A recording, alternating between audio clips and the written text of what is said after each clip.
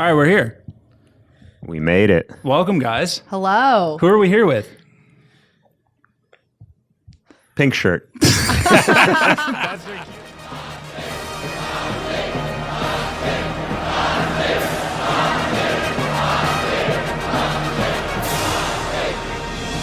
Welcome to another edition of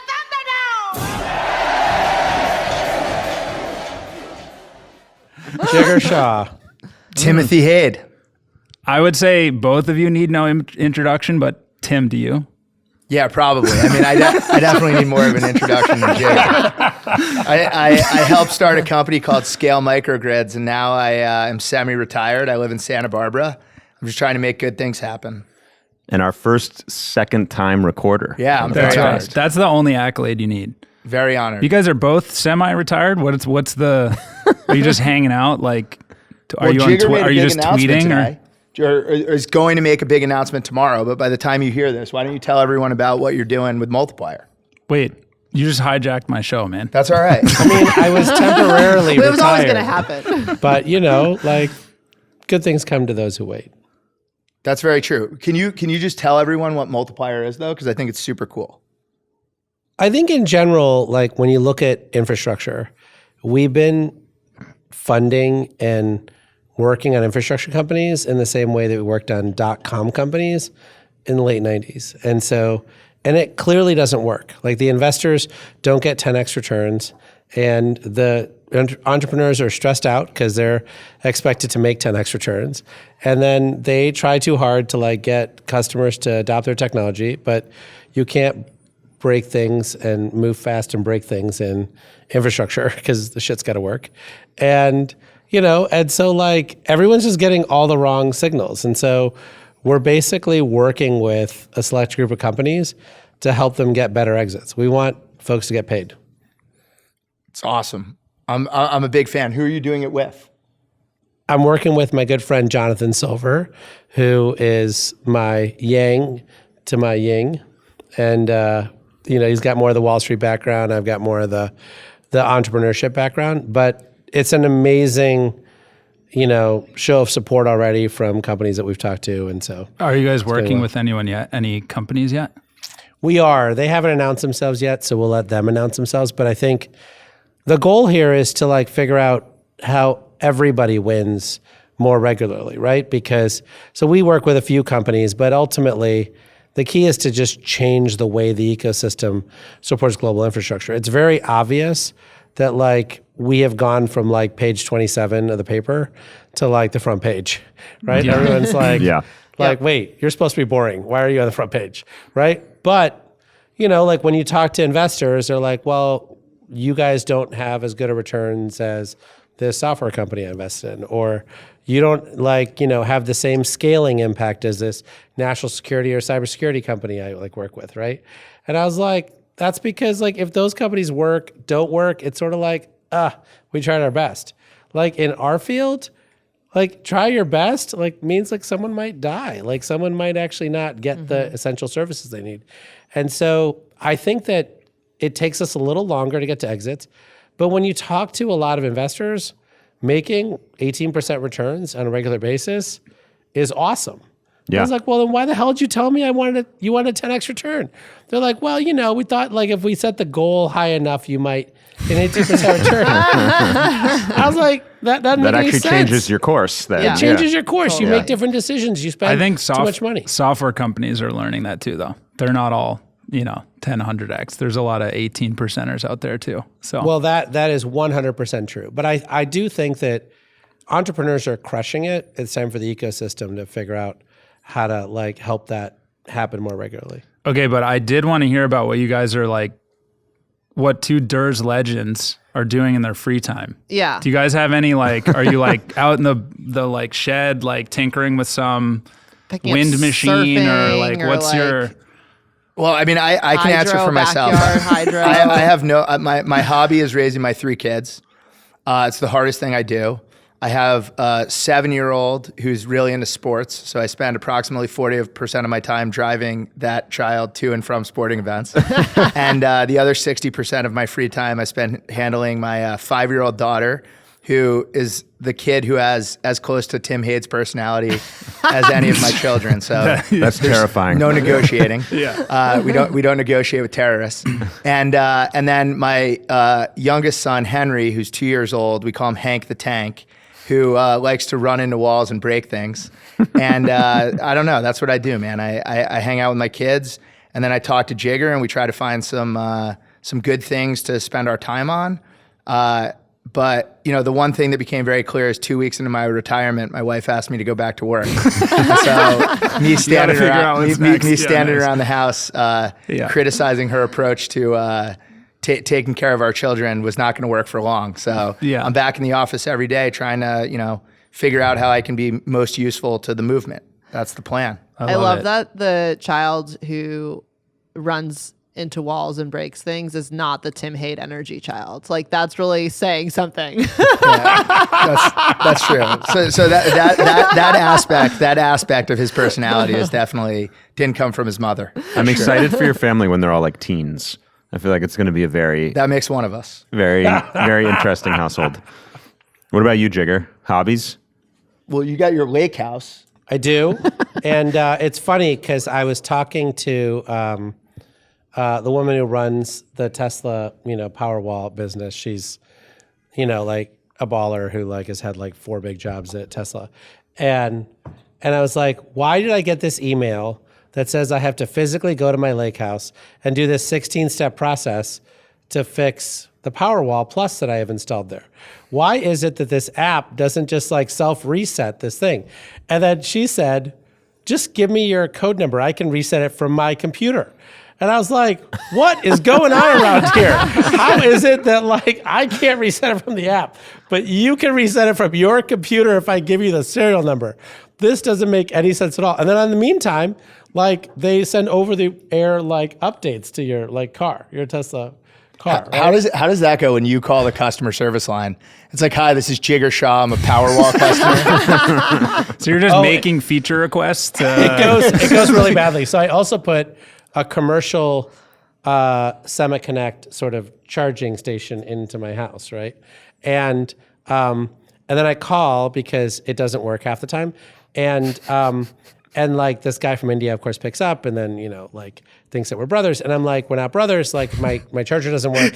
And he's like, but where's your receipt? And I need to know the name of your contractor and which electrical distribution company you bought it through. And I was like, I have no idea what any of this thing means. And he's like, please don't yell at me, sir. And I was like, I'm not yelling at you. I'm like yelling at the situation. Like, how does this work? So then finally, like the head of like Semiconnect too, like Blink bought them, right? Yeah. Anyway, like finally was like, I'll fix it for you. And like, so the only way I get things fixed is by calling the CEO or the person who actually like owns the company. Which isn't very good for the rest It doesn't of us. bode well. You're sitting and meditating on consumer experiences and DERs. Yeah, I am nice just way of putting it. experiencing DERs on a regular I would love basis. to connect you to people on my team. They could take your feedback. So Yeah, I'm happy to give you feedback. Yeah. Awesome. Okay, well, I actually wanted to start on a a sentimental note, let's say. We are extremely excited to have you guys here. You both we look up to a lot, and I think are basically responsible for us being on the paths that we're on. So I don't even know if you remember this, Jigar, but I met Tim through you. Tim remembers this. My co-founder, we were like working on some crazy cogen community center, which I think Tim, when I actually got to Tim, said, so I think you're great, but I've seen this project 100 times and it's not going to happen. So I was like, okay, great. Thanks, Tim. Tim is worth every penny. He is. Worth every penny. Every penny. We called Generate and somehow wound up on the phone with you, and you connected us with Tim at Scale because they were helping you guys with like diligence on cogen deals or something. And then It's my approach to success. I call it Miracle on 34th Street. I'm like we do not sell those toys here, but you should go to the department store across the street. They have a sale right now. But yeah, and so that's how I met Tim, and Tim obviously introduced me to Duncan, and Tim even though I was technically a competing developer at the time, we realized very quickly that we did not want to develop anymore. From learning from you, was like, That's what I taught you. put Don't me do what in I the do. car to DC to go to Gallaudet University with him to like learn the ropes. Do you remember this? Yeah, look, I mean, I think this is like, the legacy of Jigar in the energy industry, right? Is there's no competition, right? We're all trying to figure this stuff out together. And, more times than not, when you help people out, those favors pay you back over time, right? So, that relationship that you and I built, right? I've learned so much from you and David Energy and the journey and all that kind of stuff. It didn't take me a lot of time or effort or money to bring you down to Washington, D.C. that day and show you around, right? It was a small investment of time. And the returns have been big. And I think anyone who's thinking about the distributed energy industry, relationships matter a lot, right? Who you have in that Rolodex matters a lot. 9 times out of 10, the reason I can help people solve problems that they can't solve on their own is not because I know how to solve the problem, it's because I know someone who knows how to solve the problem. And look, I think I learned a lot of that from Jigar. And no one has a better Rolodex than he does. And again, right, I think if you're cool to people and you try to help them out when you can, then they return the favor, and that's how you get a lot of good stuff done. And so, we're all one big family in this industry, and we got to figure this out together. We got to grow it together. And I think that's an approach more people should have, right? Competition isn't the problem. I think our space has a lot to work on, but something we're like uniquely good at, I think, is collaboration. Yeah. I think it's something people really enjoy about coming to this space from, say, whatever, mainstream tech or whatever it is. It's like everybody just wants to get the mission done. There's no like stealth mode. I'm not going to tell you what I'm working on. Yeah. In our like, space. like the market share, like, oh, if I like tell you how to do this, and you're gonna like steal all my customers. Like, no, it's just like there's plenty of You customers. don't have to worry about that. But like our legitimate intention with DER Task Force is basically doing for anyone what you guys did for us, because Absolutely. we were like, it was energy Twitter and like there was no way to like find people or connect, and you guys just kind of like did that organically. And I think all of our starts, maybe not Colleen's, but No, in although some way, when I was at Columbia, you were in Green Tech, so you're a part of the machine. Well, in pre-Green you know? Tech, Yeah. I was a huge Energy Gang listener, and Jigar may also not remember this, but I like reached out through a professor, and we got the Energy Gang to come to the energy symposium that I planned, and it was like the most successful thing I did in my grad school career. Was getting That them was to one come. with David Crane, right? Oh, also a legend. Whoa. Who I got to come because I asked a good question at a dinner. And then I was like, do you also want to now speak at this thing? And he was like, okay. That's awesome. Amazing. So honestly, thank you guys for what you've done for us and the space in general. And like, we're psyched to have you. Big shouts. Big shouts. Shouts. Now they're going to put started us with the on big one of those shouts. ice floes and push us out into the ocean. No, what I'm hearing from We got it from here. yeah, see you guys. Mic drop.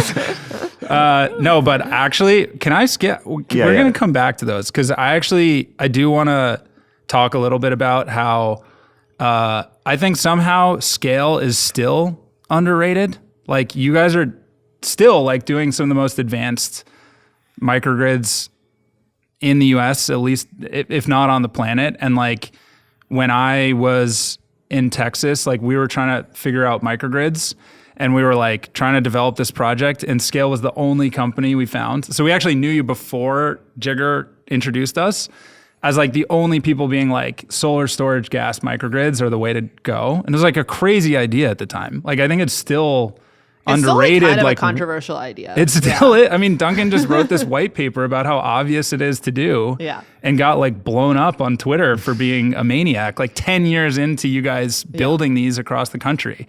And so, you've obviously, just coming out of Scale now, like I just wanted to remark on for anyone listening, like how I just think Scale, like when 10, 20, 40 years down the line, whatever, when we like look back in the space, you guys have been such like pioneers in doing what you've done. And obviously, I think Jigar, you've probably had more words spoken to about your influence. So I'm giving Tim the love here, but obviously all the work you just did at LPO. And you I guys, love Tim. You could talk about him all day. This is now the Tim Hayes show. I know we got Jigar on the couch. We're just sending love to the Tim. thing about Tim and scale is that, everyone talks about AI and how like it's going to take all this unstructured data and create this stuff. But like at some point, like you actually have to have a feeling about what works and what doesn't work. And Tim and You're not Ryan hiding it, always Tim. had a feeling. Like you were like, Sort of gut. I don't think that's going to work. Like, or I think we could get that it there, was the first right? thing you said to me. Yeah. Was this project? But it sucks? matters, right? Because like a lot of other people spend $100,000 in some feasibility study or whatever else to try to like prove to you that it works or not. And like Tim was sort of like, I've seen enough of these designs and run enough of these models that I don't think this one's going to work. Yeah.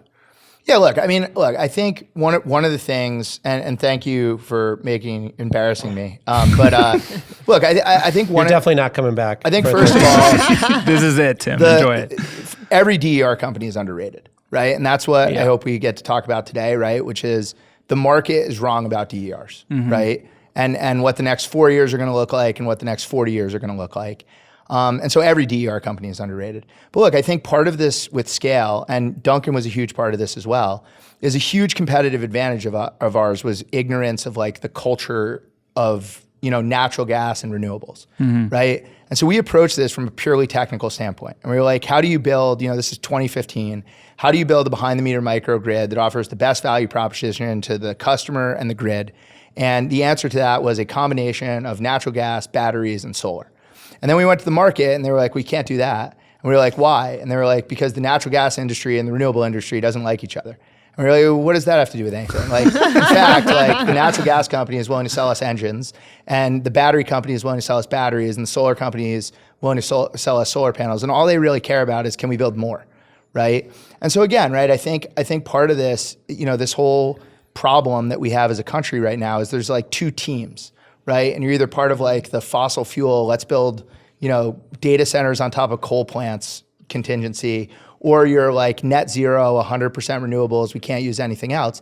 And the reality is like, it's gonna be in the middle, right? And in reality, like we do have to build a lot more gas capacity. We also have to build a lot more solar and batteries and wind and geothermal and nuclear. We have to do all this stuff. And so thinking about this as a zero-sum game where it's like either or is just fundamentally the wrong way to think about it. And I wish I could tell you that was like an insight we had. I think it was more of an ignorance we had about how everyone else thought about this.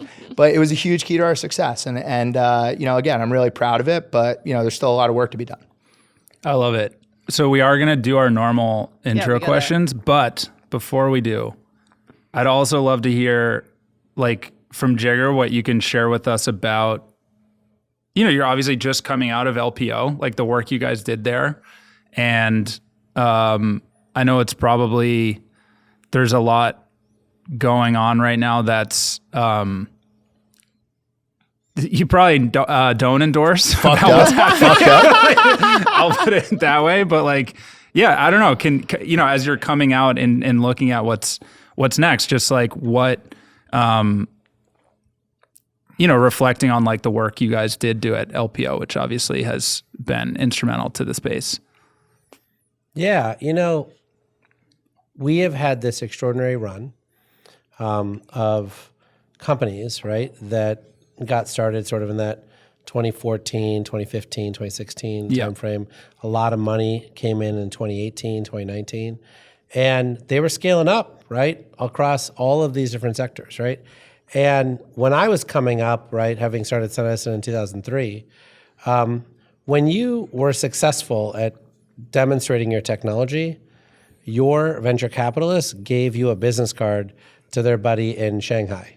And you like took a trip to Shanghai and you're like, great, can you set up manufacturing for me? They're like, no problem, sir. Go to Shenzhen, go to, like Baoding, go to this place, go to that place.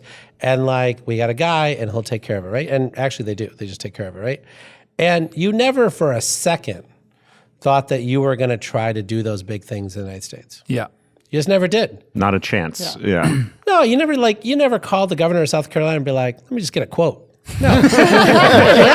You were just like, you're like on the direct flight to, Shanghai. And I think that, like we were given the task, right? Because the Trump administration came in before us in 2017 to see whether we could do things, big things, in the United States, right? And we were able to go out to folks, and like obviously, I made the first few phone calls, got people to call, people to apply, but then I made a lot of phone calls to people and said, "Do you want to join me on this like Don Quixote like mission?" And they were like, "Yeah, let's do this." And like that was the most emotional thing for me, right? Is folks were like, "Yeah, I'll quit my job, come over." I mean, like normally that's like a whatever, that's like a 7 conversation type of thing, but at that moment, so many people wanted to serve, right? And that was overwhelming, right?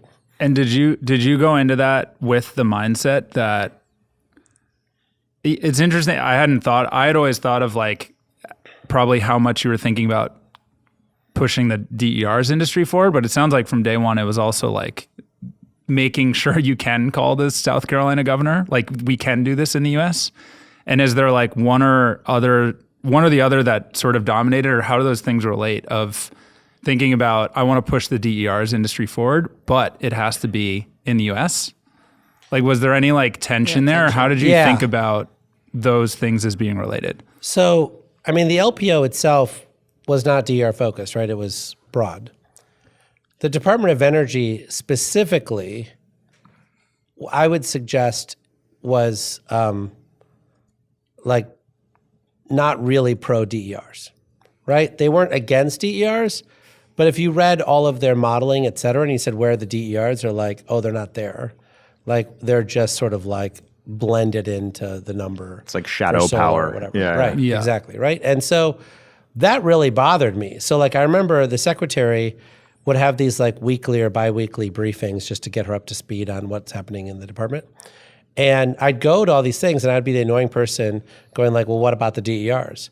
And people are like, yeah, we don't like do DERs. And so that really bothered me. And then when you would dig down, they were like, well, we're doing the solar app and we're doing this thing and we're doing that thing, but we just don't think it's ever going to really be a real solution. It's not going to really scale, right? And so then, like obviously, on the energy gang, I'd been talking about demand flexibility, virtual power plants, all that stuff. So it wasn't like I was completely ignorant about it, but you have to learn more. You get deeper into it. And then the real question was, does the Loan Programs Office actually have a role to play in this, right? So the Loan Programs Office, before we got there, had never done an aggregation of assets. So it was always one singular asset, whether it's the Vogtle nuclear It was plant like or a portfolio transmission line. of a bunch of, Yeah. So they said that they had looked at a deal that didn't actually end up closing.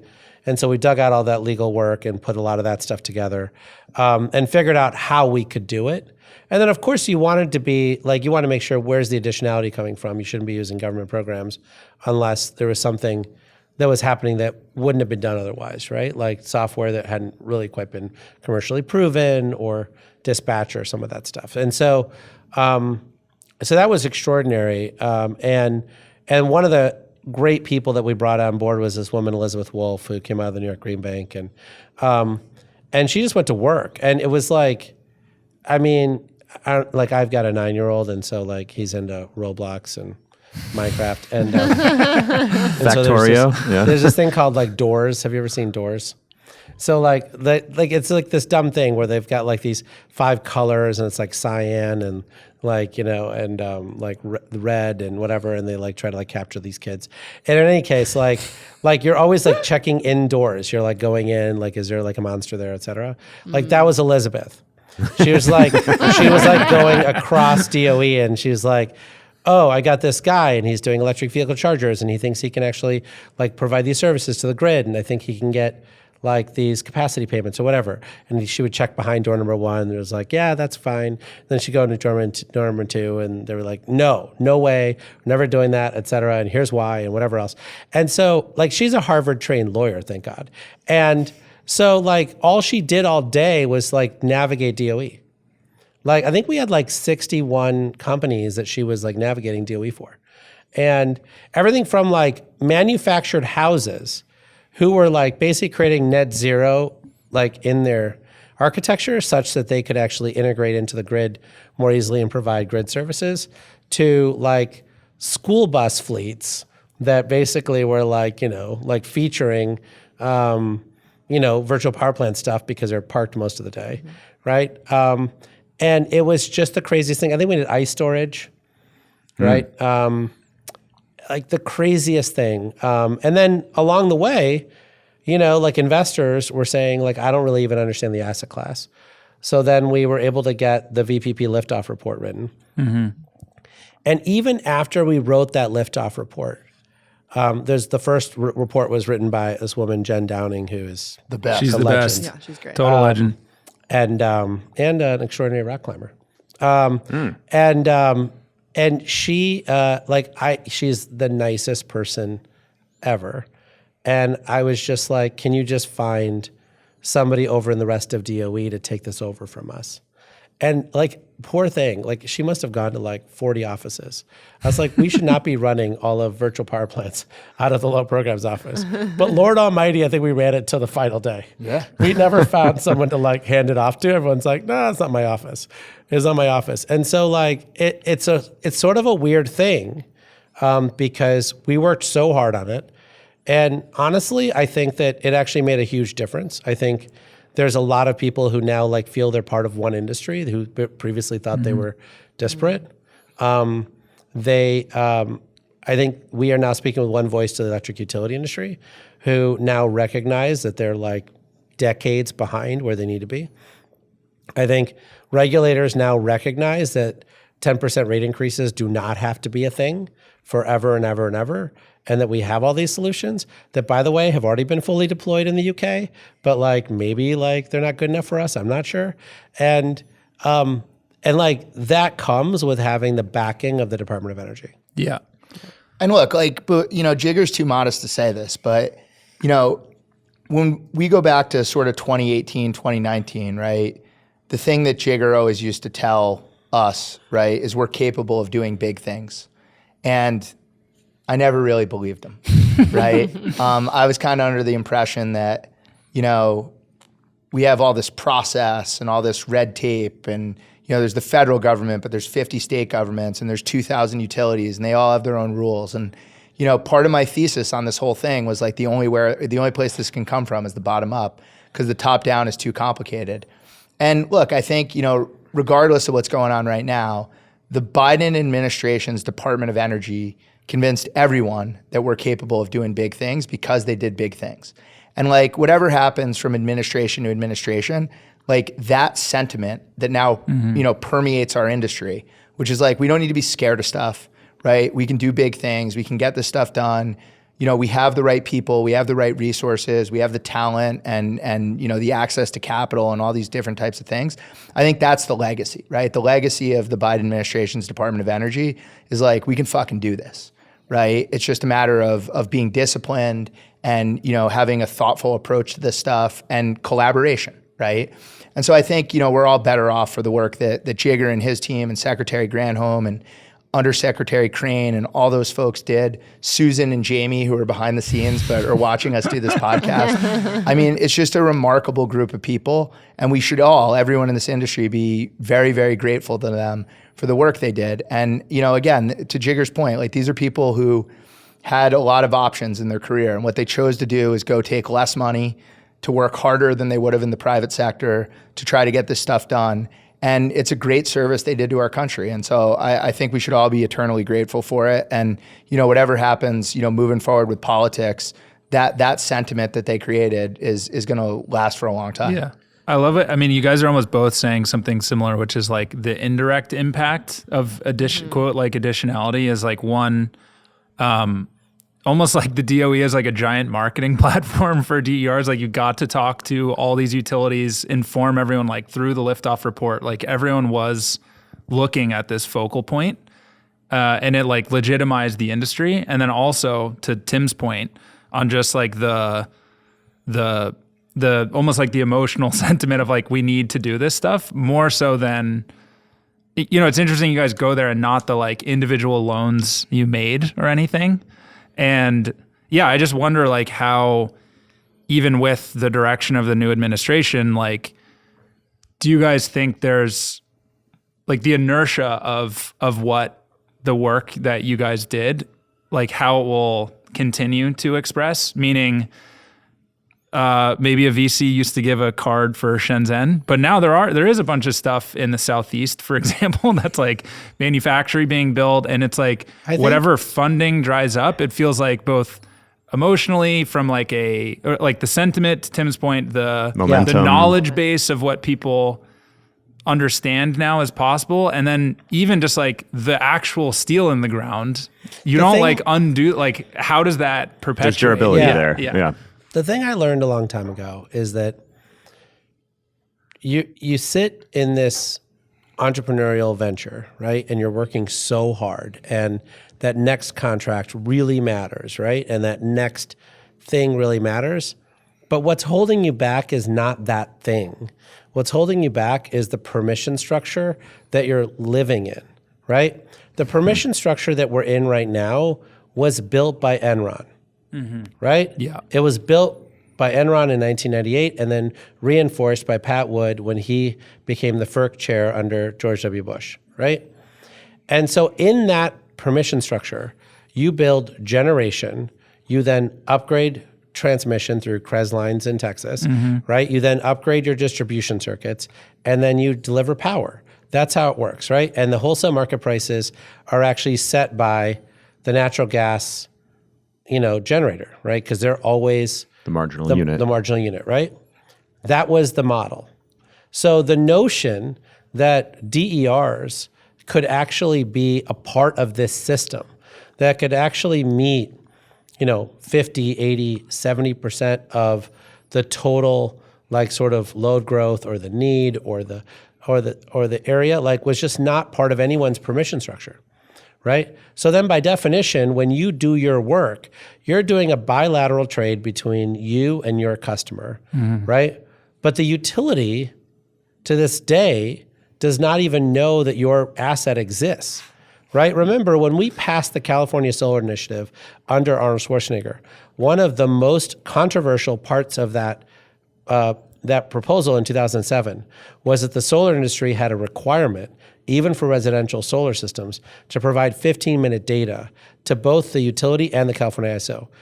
As of today, in 2025, neither group has figured out how to integrate that data into their data sets, right? But we still have a requirement on the books to submit that data to them. So to this day, PG&E still views solar as energy efficiency on its grid. Right? Net load. Right, net load, right? And so you're in this weird spot where even with these regulations, et cetera, people did not want to create a new permission structure, right? And so as a result, people want to blame renewables for rate increases or whatever it is, right? But you and I both know the reason we have such high rates is because we went to town overbuilding distribution circuits, right? We were like, the permission structure here is that everyone needs to be able to turn everything on in their house at the exact same time, and we still have an obligation to serve, right? We will not ask the customers to, get into flexibility, do whatever. And even when we did do that, like with O-Power, right? If you remember O-Power, it was like, we're going to supply text messages to people and hope that they like take a smiley face or a frowny face or whatever it is and figure out how to do better stuff. Yeah. And you're like, that's how we're going to run the goddamn grid, is through smiley faces and frowny faces. And so, Worked. So like 1.8% reduction. Totally, right? Evaluation for them. Totally, right? Boy. And Alex Lasky is amazing, right? But like we're in this place right now where the DOE did not bless this new permission structure, right? And so over the 4 years that we were there, we got them to bless the entire permission structure, right? And as a result, you have people now saying that we should be flexing when EVs charge.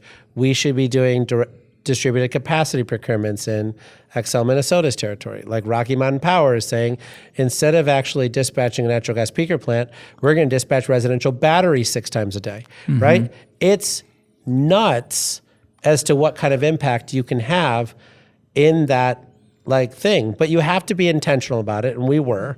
We knew exactly what we were doing, and we like came in there and like actually took care of business.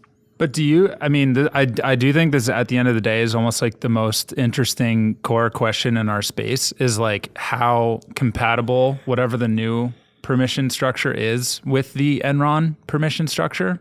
Like, does it just get like integrated or the old thing, or do we need like a fundamentally different contract? No, like, Or do you like, I think the way to think about this, right, is that permission structure exists at exactly the point in time where we as a society no longer have a choice on distributed energy resources, right? And so like if you just understand the macro situation, this is one of the things that bums me out about everyone getting all depressed about, the government is gonna, destroy the DER industry, right? If you just think about this, right? I went out to this guy, Richard Meyer, who's like the head of policy at the American Gas Association. And I said, in a best case scenario, how many gas turbines do you think you can deploy in the United States in the next 5 years? And his optimistic answer was 50 gigawatts, right? Basically every forecast you see is we need at least 150, 200 gigawatts of new capacity on the grid over the next 5 years. And so what people fundamentally misunderstand about this moment is everything that's happened, right? The Pat Wood regime was built in a market with no load growth. Right? We are currently experiencing more load growth in the United States than we have at any point since everyone came back from the war in 1945. So this is a load growth environment that no one who currently works in the energy industry has ever seen in their career. At the exact same time that is happening, the top-down model is failing, right? And so there is zero chance that you're going to be able to do some of the things that the Biden administration was trying to do in terms of restarting nuclear plants and building new SMRs and building interregional transmission and all this kind of stuff. Like the federal government right now is not set up to do that. And so the thing we all agree on is there's going to be 150 gigawatts of load growth over the next 5 years. The thing that we can no longer do is serve that with top down, right? Maybe we can do 50 gigawatts top down with natural gas plants. And maybe Chris Wright will get a coal plant or two like kept online or whatever so that like the 8 people that work in the coal industry. Right into the Christmas stocking. Yeah. So like the 8 people that work in the coal industry can retire or whatever the goal is. But the reality is that we're short 100 gigawatts capacity over the next 5 years. And if you're not going to serve that with top down, you have to serve it with bottom up. And so this is the best market possible for distributed energy resources. And I think now it's incumbent on us as an industry to take all that good work that the Biden administration Department of Energy did and go to the utilities and be like, here's how you fucking do it, right? Here's the VPP liftoff report, right? We can do this in your service territory. And again, right, I think one of the things that was true 2 years ago is the utility would look at that and they would say, well, we can do it this way, but we can also, be part of the GRIP program, right? And we can apply for a $40 million loan to try to build new transmission and distribution infrastructure. So it's an either or thing. You talk to utilities today, there is no either or, right? It's just, you have to do it bottom up. And so I think we're in the best market that we could possibly be in from a distributed energy resource standpoint. We just got to start acting like it. I think there's an important historical point here that combines what you were both saying. Jigar, you talked about how we went on a distribution grid spending bonanza so that we could, everything's total connected load. If everyone turns on every device in their house all at the same time, that's how much copper we need. And Tim, you talked about how we're seeing load growth that hasn't been seen since, the post-World War II era. The difference was, in the post-World War II era, we also built the distribution grid that way. But to countervail that cost, turbine efficiency was going way up every single year. And that went through to like the 90s or so. And then we got the CCGT, and that was the end, right? So you could build the distribution system in this incredibly conservative way, but offset it with power generation gets way more efficient every year. We're at the end of that technological era. If you do the same thing again, the results will be very different, right? And I don't think that's like, you talked about the permission structure we're in, like, I don't think that's set in.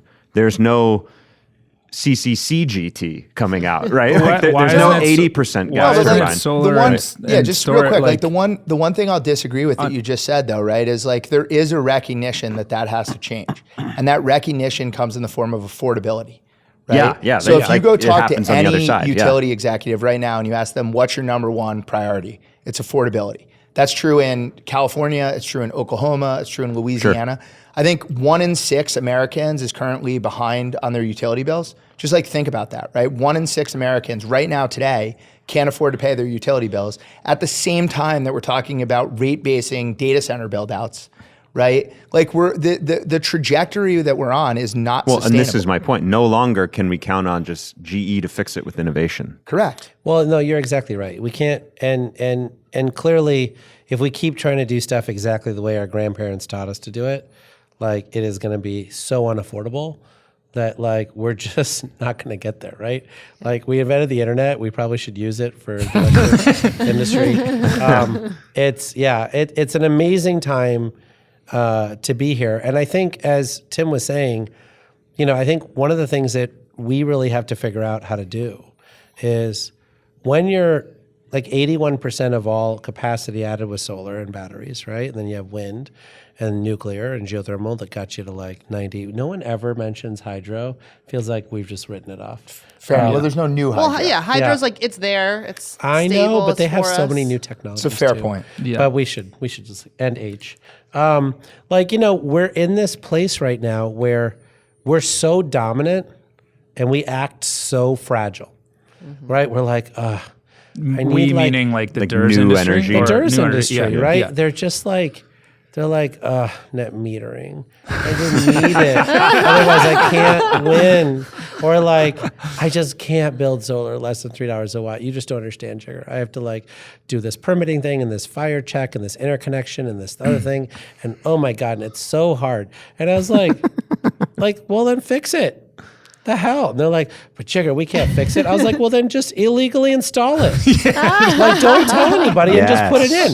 Like, Yes. I don't know. Permissionless But like DERs. this notion that like it's always woe is me. And it's always like someone else has to fix this thing so my life can be better. No, that's not where we are. Like people are counting on us to actually rise to the occasion and actually solve this problem for everybody. Should we? I would say Please. what's kind of interesting is, so I don't want to like go, I don't know enough about the bill to go deep into it, but Connecticut has this like new bill they're considering that is pretty interesting because it starts off pretty anti like solar. It's a very anti net metering, which like we're not big net metering fans on the Dirt If Pod generally. Like we want the right level of compensation. We want a good level of compensation, not like just wholesale, but like the right level.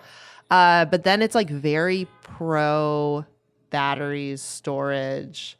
They're just like, we want it to be responsive. We want to create time of use rates. And it's like actually a very interesting thing, but it's I think we're like seeing weird side effects because they're doing it because prices are crazy high and then they're trying to like legislate tariffs and a new authority. So it's like very weird things are happening because costs are so high. No, but the reason it's weird is because people don't understand that like when Tim says we need to do 150 gigawatts or 200 gigawatts of capacity, he is never talking about solar, right? Because capacity doesn't come from solar. Capacity comes from batteries. Yeah. So everyone wants batteries, right? So what the utility wants is batteries. They don't give a rat's ass whether solar is on that roof or not. What they want is batteries, right? And they want to be able to control those batteries for most utilities. But what the customer might want is cheap fuel for those batteries. And that might be solar instead of the grid because, it just could be cheaper. And so the weird thing in this moment is that people keep talking about solar as if it's capacity or wind as if it's capacity. And it's not capacity, it's batteries. And then when they go to utility companies and they talk to utility companies, they talk about solar. And the utility's like, I don't give a shit about solar. I care about batteries, right? I want to know that there is a capacity like that's there. So when I need to dispatch it, I can turn it on. And the fact that you refuel it with solar or you refuel it from the grid, It's irrelevant to that. I don't care, Yeah. right? And that mind shift is not understood by anybody who attends RE+. Right? Like literally when you go to the RE Plus show, and I have like yelled at them for 2 years now about like, you need more VPP content. You need to explain all this stuff to people. They're like, no, we are going to keep this retro. Jigar, you know what event has tons of people who do understand capacity versus energy. the first No Dervos plug. idea. Yeah. Tell me, Duncan. Dervos. I was also thinking about an interesting, tying this point to something we were talking about before we sat down, like Astrid's point. We were talking about Astrid and how she, great built she is. out Smartest person we know. Yeah. out the internet. Yeah. I hadn't previously thought of us, because everyone's Personally. talking about like load growth. Oh my God, we need like so many more poles and wires. But something we talked about on that podcast, and maybe is implicit in what you're saying, is like batteries will massively lever up whatever poles and wires we've already built.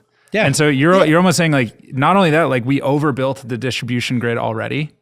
I don't know. Part of me Yeah. thinks just like we're not going to need to build any more but this- distribution this system is- because we're going to build a ton of batteries, and that's going to like 10x the throughput we have on the this existing is the system. key theme that the DER industry needs to understand, right?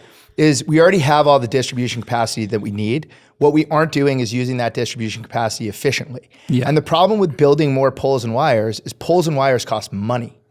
And so the number one way to add capacity to the grid without spending more money is to use the existing distribution grid capacity more efficiently.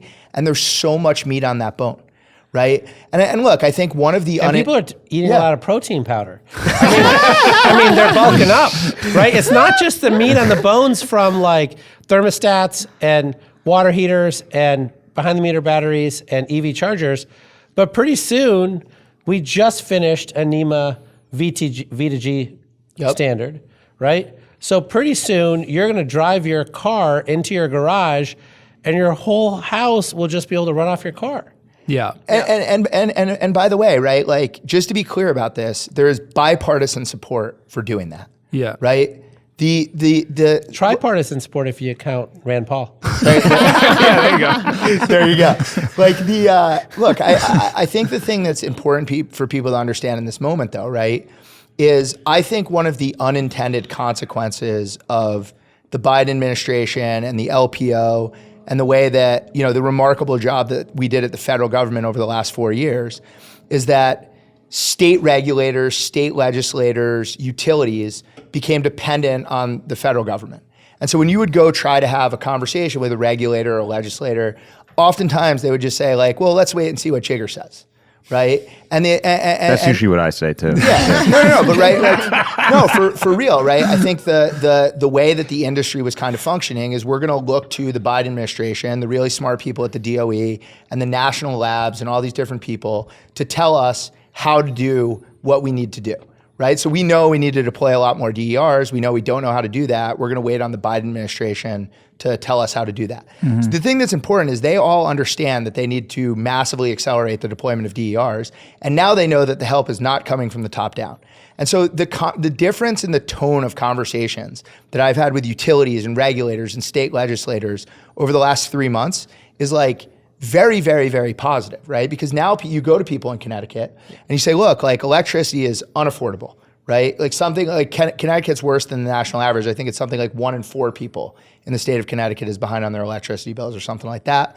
And you go to talk to them and you say, look, like we have the VPP liftoff report. We have all this data to suggest that like we can do this in a cheaper, more reliable, more sustainable way than any other approach.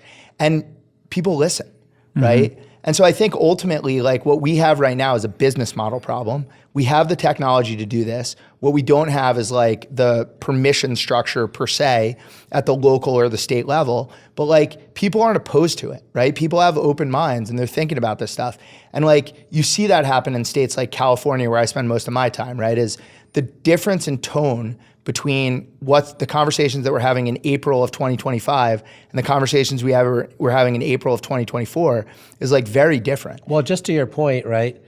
So this last week we had 2 bills drop in the state Senate, right? SB 540 and 541. Yep. Thank you, Arnab. 540, Arnab Paul. Yeah. He gets a shout out of this podcast. Indeed. Screw that guy. No, I love him. So SB like 540, like, so California was run as Fortress California, right? And so all the regulators for the last 20 years are like, screw you. I don't want to trade any power between California and the neighboring states. So that's SB 540. And it's paired with 541, which is like, California, like particularly under the Newsom administration, is like anti-virtual power plants and like DERs, Which right? is very bizarre, by the way. I Yeah, want to I like don't learn get more it, about yeah. that at some point. I don't get it. Well, you and like Gavin Newsom, psychiatrist. But like in any case, like Next pod. honestly, have no idea how this happened. Like to give you like some example of how much they hate DERs, like they have 10,000 megawatts of batteries in California, 7,000 of which are like grid scale batteries, 3,000 are behind the meter. You still can't get a price signal to dispatch the 3,000 megawatts unless you have an emergency and he writes Yeah. an executive order that pays you $2 a kilowatt hour. Yeah, there's no effective way to access RA with the behind the meter battery. Yeah, it's just the dumbest thing ever. But 541 forces them to figure that out, right? And so like, and the key to getting this done is getting the IBW to back it, right? And the IBW is for it now because they're like, look, we get it. Like, we need a balanced approach. It's become unaffordable to buy power in California, and our members can make money deploying a lot of these DERs too. Why did the IBW not used to? Yeah, so Like, what so was the- look, this is the answer to the question, right? So the answer to the question is why is California considered an anti-DER state, right? The answer to the question is because the governor of California wants to be the president of the United States. In order to be the president of the United States, you have to have the support of the IBEW. When you build utility scale solar and wind projects in the state of California, that is almost entirely constructed with union labor. When you build distributed energy projects in the state of California, it's almost never using union labor. And so historically, we've been in this position where the unions strongly support top-down capacity additions as opposed to bottom-up. Now, the problem with that thinking is like, why can't we use union labor to build distributed energy resources? And the answer to that question is like, no one ever went and asked the unions, right? And so I did.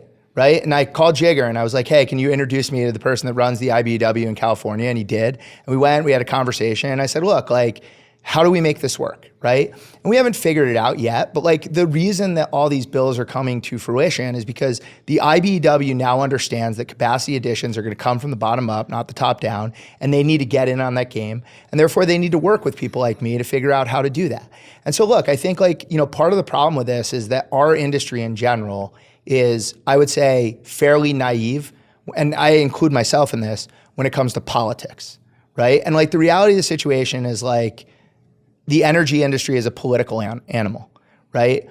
And so I come in and I'm like, I've got my single line diagrams and my UL standards and my national electric code and all this kind of stuff. And I'm talking to people. And like, what really matters is like, can union members in my community get a fair wage for building distributed energy resources? And if we could solve those types of problems, right, that's something that's gonna multiply the success of distributed energy resource proliferation. So it's incumbent upon us as an industry to grow up a little bit too and understand that the best technology doesn't always win in the energy industry, right? Like the best political solution often wins. And again, I think we have a window of opportunity here that's really, really strong because again, right, I think Governor Newsom is a good example. He was very okay with an anti-DER's agenda until affordability became the number one issue that people were calling their local government about, right? And so people would call their mayor and their city councilman and say, hey, I used to pay $150 for electricity a month, and now I pay $300 for electricity a month, and I can't afford that. Yeah. And as people start to think that, right, then it goes up the chain, and you start having these conversations about how can we make more affordable electricity, still be in line with our, state sustainability goals, do that in a way that keeps the system reliable and resilient? And the answer is DERs. You can't even get into a Lyft or an Uber in California without the driver talking your ear off about their electricity bill. Yeah, I mean, look, that's the thing people need to understand, right? Is that 2025 is not 2015. Right? In 2015, the average person in the United States did not give a shit about the cost of electricity. Yeah. And now they do. And that's an opportunity that we need to take advantage And President of. Trump has promised to cut it in half. Yeah, good luck. Yeah, and that's a bet some people might make. But you guys, I think there's a really interesting tension in what you guys are saying, which is kind of I want to dig into more. Which is, I think of anyone, I want to hear your guys' perspectives on this. Which is one response to what you're saying of like, oh, it's got to go up the chain. Is like that person who's complaining about the bill is just going to like buy whatever DER they can to like lower their own bill, meaning like they don't need permission. And so I think you both are saying like two things simultaneously, which I view as having some level of tension, but maybe they don't, which is one, basically, like if you look at what LPO was doing, right, it was like giving permission to our space. And I think you put it at some point to like do what we're doing and giving us a lever to do that. And now if that is sort of gone, what does the space do? And this is where you get into like Tim's bottoms up thing. And part of me has always been like, as costs go up and reliability goes down, like more and more people are just going to take matters into their own hands and buy DERs. And so like, who cares about what any politician is doing, right? But the other side of it is obviously, as you're like, as this stuff starts happening, you have an ability to like influence, you know, Gavin Newsom or whatever. Well, you can do both, right? I mean, like, does one matter more than the other, or like what attitude, now that this great lever that we had that you were building has been like stripped from the industry, is the response to just go do what we can, or like try and play the political game, to Tim's point, to like rebuild the lever that we've lost? Or is it just in all of the above? It was both, right? And so like the Department of Energy did the fundamental work necessary to validate this solution set, right? It had 30 years of pilots that it had done. It like, you know, brought a lot of that forward, brought that data forward. There were 75 case studies in the updated VPP liftoff report. Separately, that liftoff report still exists on the DOE website. A lot of stuff has been scrubbed off that website, but not the VPP liftoff report, right? So like, as of today. But like, but I'm just saying. Thanks like, a lot, Jigar. Yeah, I was like, someone listening to this is going to be like, delete. Exactly. But like, so as of today, it's still up there, right? And so that permission structure mattered because it really proliferated into the minds of a lot of folks with DOE's pedigree of 17 national labs, 10,000 expert scientists on the platform, right? Now the question becomes, what's holding it back at the local level, right? This is sort of our good friends Ezra Klein, you know, Derek Thompson's abundance agenda, right? And what's holding it back on the local agenda, which depends on the state, right, is like in California, you have 4 distinct Democratic parties, right? And so working within all 4 of those distinct Democratic parties like matters, because otherwise, like, you know, one of them's pissed off and then you don't get the votes to like get stuff done, right? In other states, what matters is that the governors are just pissed because they're saying, I spent 8 freaking years getting all these new manufacturing facilities to come to our state, and you're telling me now that there's a 4-year interconnection timeline? Fuck you. Just do your job, or else I'm going to strip you of your monopoly franchise. And folks are like, oh, shit, yeah, we could just put in DERs, and we could probably integrate those manufacturing facilities in 6 months. Done. Like, you know, and so that's what Excel Minnesota's doing. Right there. Yeah. But that's not true in California, right? Because California is not getting any new manufacturing. But like, but it is true in like Minnesota, right? And then there's yet other places where the utility is recognizing that there is a distinct need on the part of homeowners to protect their families, right? So you have 15% of households now that actually have some form of backup power, right? They went to Home Depot, got a $1,500, you know, gasoline generator, and they have it in the backyard and they like plug stuff into it, right? And so 15% of people have spent money that they largely don't have because they care that much about reliability for their family, right? So what Rocky Mountain Power said was like, well, if they're going to pay that for that, like, how about we give them 10 years worth of the value of dispatching their battery up front. And so we're not paying for all of the battery, but some of the battery. And a lot of the folks were like, well, instead of buying a natural gas generator or a diesel generator and waiting 6 months with Generac, I'll stick this thing in because it's a lot cheaper and it actually could save me money over time, right? And so there's lots of different reasons that the local, you know, folks do that. We have 10 different Americas. Like some people are more like, you know, I only care about my town thing. Some people are more like at the state level. Some people are more reliability focused. Whatever it is, that's now our cue to go into our communities and listen to what it is that they want and to craft our arguments that are the most compelling to what they want, right? Because our goal as rapacious capitalists is to make a crap load of money, right? And you make a crap load of money by selling a crap load of solutions, right? And yes, you want to like solve people's problems and like figure out how to give them good customer service and all those things. But like, you know, like even if you're doing it for purely selfish reasons, you now have to take all this work we did at the Department of Energy and all of this validation we provided, and now you have to actually convince your local county commissioner or mayor or city council member or governor that this is right for your state. Well, I think that's what's interesting about like batteries is because earlier, like I agree that like everyone wants batteries, but also kind of no one wants batteries. Right? It's like they're like a very good solution, but then all these counties are now like, oh, battery fires and how close can they be? And there's like, and there is moratoriums. And there is still this like pushback. I feel like this like, culture war pushback of batteries just because they're associated with solar, right? They like get this like sort of dirty by association view. And now obviously they're like the most expensive thing from a tariff perspective because there's like very little supply chain outside of China. So it's like hard because I'm like, I see a lot of the things, and I think especially on like the utility side, I feel like utilities have really come around on batteries, but I don't know that like cities and towns have come around on batteries. Yeah, look, legislatures. Yeah, I mean, for first of all, right, I think, part of the problem with local government is it's very fragmented, right? And so I don't know how many, municipalities are in the United States, but it's many thousands. 19,200. Wow. This is why I keep them around. And look, I think there's a diversity of views, right? But look, I think the Overton window on this conversation has shifted. When you went and talked to mayors, city council people, folks 10 years ago, right?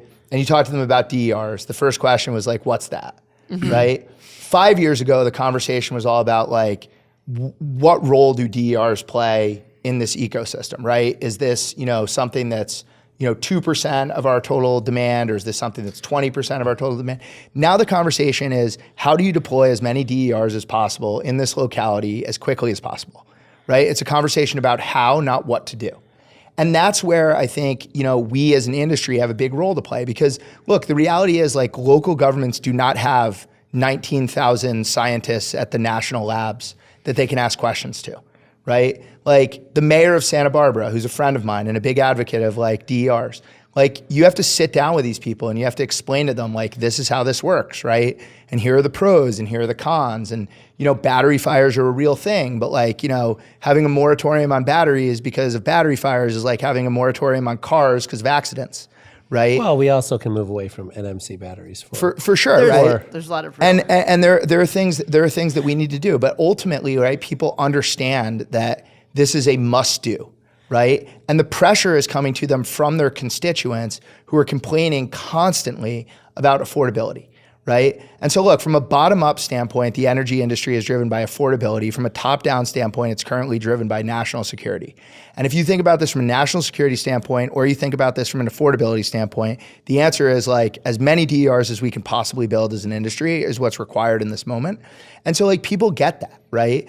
The question is like, how do you do that in a way that is consistent with your local government's big picture view, right? And so, what Zach Dell or David Energy are doing in Texas, that's not going to work in Santa Barbara, right? We should open up retail choice again in California. Amen. Can you guys make that happen? We'd be there tomorrow. Energy czar of America. That's our question. Open up. Again, right? Like there are a lot of these solutions, but I think the key to this whole thing, right, is that we have to think about this as an ecosystem. And one of the problems we have as an industry, right, is our industry lacks a common voice, right? And so there are things like our friend Tom Matsey is doing to try to, sort of unite our industry and be able to sort of tell this message in a compelling, consistent, concise way. But the reality of the situation is that like no one in Santa Barbara cares about building commercial and industrial microgrids. No one cares about residential batteries. No one cares about heat pumps. No one cares about any of the technologies that we're using to provide more affordable, safer, more reliable, more resilient power. What they care about is like having more affordable, more resilient, more reliable, and safer power, right? And so if you can go to and meet your local officials and explain to them, this is how we do that, and these are all proven technologies, and like here's the report that Jen Downing wrote that says this is all good, right? Then you can And start. just introduce them to Jen Downing. That's another good She's move. a national treasure. Jen Downing's just going to tour all 19,200 counties. She can do it. She can do it. Yeah, no, for real though, right? Like that. Those are the types of things you can really get momentum at the local level, and I think that's where innovation is going to come from. So, like, what we're going to do in Santa Barbara is we're going to deploy a bunch of DERs, and what's going to happen in Santa Barbara is going to have lower electric rates than everyone else in California, and then everyone else in California is going to be like, why the fuck didn't we do that? Right? And then the local government's going to be like, like we didn't really think of it. And people say, well, think of it now. And that's how you sort of do this, right? You do this in one community at a time, right? And as one community gets better, more communities want to do it. And you sort of build this thing bottom up. And there's nothing that the federal government can do to stop that. Yeah. Right? This isn't like, wind turbines cause cancer and therefore people aren't going to buy DERs. People are going to buy DERs because they need affordable, reliable, safe power. And by the way, like, most of the Republicans in the House and the Senate understand that if we don't hit that 150 gigawatts of additional capacity that we need, that we're going to lose the AI race to China. And that's number one national security issue. Yeah. And so, like, in some ways, everyone's aligned on this, right? We can definitely do this. The table is set to do this. People just need to think about this in like a slightly different way. It's not going to happen top down. It's going to happen bottom up. I think, sorry, you want to go? I was going to take a slightly left-hand turn. Let me so get go this ahead. in quickly. Yeah. I have a question on messaging and posturing that's very related. Jigar, you mentioned the hypothetical governor who's saying, hey, utility X, you can't get my new manufacturing facility power quickly enough. If you don't, I might take away your license or your franchise. I thought that was really interesting. It's sort of getting an outcome with a threat, right? And I think about the solar industry, and in the early days, like the Sun Edison days, I think a lot of people's posture was this kind of David and Goliath posture. This came out of 1970s environmentalism, like grassroots protests, like we're going to make the man do this kind of vibe, right? But then maybe in like 2014, it kind of shifted to how do we work together, right? I feel like this was the message of every conference, like every RE Plus from like 2014 to like Don't ask Ed 2 years Fenster. ago. Wasn't that around 2014, 2015 that he went off on the APS guy? Yeah. Yeah. That was bad. We're going to get that story later. So a question I have is, with an industry that is now much stronger than it used to be, is there some return, not identical, but some return to that posture that makes sense? A little bit of like hey, we can work with you or against you. And like, we're pretty powerful now. Which one do you prefer? Is there some, like the governor who said that, right? Who said, hey, I'll just put an industrial microgrid behind this, or I'll just revoke your franchise. Obviously that's like a big thing to say, but I can't help but wonder if like the only way to get things done, like you need carrot and stick. This is what I've been trying to get at, because it's basically like, you can't always do both, right? Like not everything's win-win. Yeah, like right. everybody's Sometimes happy. you gotta. It's a make similar a threat. conversation Yeah. to me. Like I remember in like the 2018 era, everyone was like, if we can just convince the oil majors that climate change matters, then we'll fix it. And I just God, was like, that person an idiot? a lot of people believe that though. So anyway, I'm curious. That was me, by the forget way. the oil majors. I'm just curious. Sorry, you like, came around, Tim. No, I and think it doesn't have to be a true threat, but is there a posture of strength I that's think that appropriate there's now? like, I mean, that's why the diversity of our industry really matters so much, right? And so, I mean, I worked very closely with all the electric utility companies under that 1706 Energy Infrastructure Reinvestment Program, where we gave loans to them to accelerate transmission and distribution, and other projects. I think there's ways of working with them, but at the same time, like, I don't know, I think I've done a decent job of keeping my nice guy personality, but people do fear me. And it's not because I'm a bad person, but it's more just because I'm not trying to play games with people, right? When 1 in 6 households are behind on their electricity bills, like I have real empathy for them. Like they're not freeloaders. Mm-hmm. Like people want to pay their electricity bills, but when you get like a surprise bill that's $200 more than you expected it to be, like sometimes you don't have the budget to pay for that, right? And that's your fault as the utility, right? It is your fault as the utility to not comprehend that for 20 years, when you had a good thing going and you were running up the score on purpose because you cannot meet your earnings per share for your shareholders, right? Now, all of the employees that work at your company have been trained for 20 years to run up the bill, right? But now, like, shit's old, right? And you got to replace stuff. And like, you actually could do all the low cost stuff and still meet your earnings per share because you have like all this transmission, like all these transmission lines that are 40 years old that you basically need to replace the conductor on it anyway. And you can replace it with TS conductor and get 3x the capacity and all this other stuff, right? And so now the CEOs and CFOs that I've talked to at the utilities are like, Jigar, we don't need to be enemies anymore because we're happy to do all the low cost stuff because we actually can't raise enough money from Wall Street anyway to do the entire CapEx budget, right? And so we actually don't, like, we've turned the corner. Like, we're actually your friend now, right? But they never sent that memo to the people who worked for them. And those people got the memo from 20 years ago where they're like, no, we need to run up the bill, right? And so we're in this weird spot right now where people have to tell the history of how they absolutely ran up the bill, right? And absolutely forced people to do the most expensive thing possible when they knew that they could use grid enhancing technologies, or they knew that they, remember when Richard Kaufman and like Audrey Zimmerman tried to do the REV in New York? I do. That was like a buzzsaw. So I moved here. Like in New York, could you imagine just how colossal a failure that effort was? Like, I mean, historic proportions. And like, I just think of Richard and Audrey as like two extraordinary people. And Con Ed was like, that's not going to happen. And, you know, and so like, we're in this place right now, though, with the people that work at Con Ed raised rates another 12% this year, right? Why? Because they could not, in their wildest dreams, believe that they could take like a battery through the FDNY and like just go to all the parking garages and be like, we just want one of your spots. We'll pay you triple for that thing and stick like a zinc halide battery from EOS in there or something else, right? That would have been 1/10 the cost of the 12% rate increase. But they're like, that's culturally not something that we can do. So these guys over here need to be a stick and these guys over here need to be a carrot. And I think that that's okay. But so what, sorry, go ahead. I do former Con Ed employee here I needs do want to to push speak. back on that a little bit. Yeah, I'm not speaking as my former Con Ed employee, but no, I do think there's.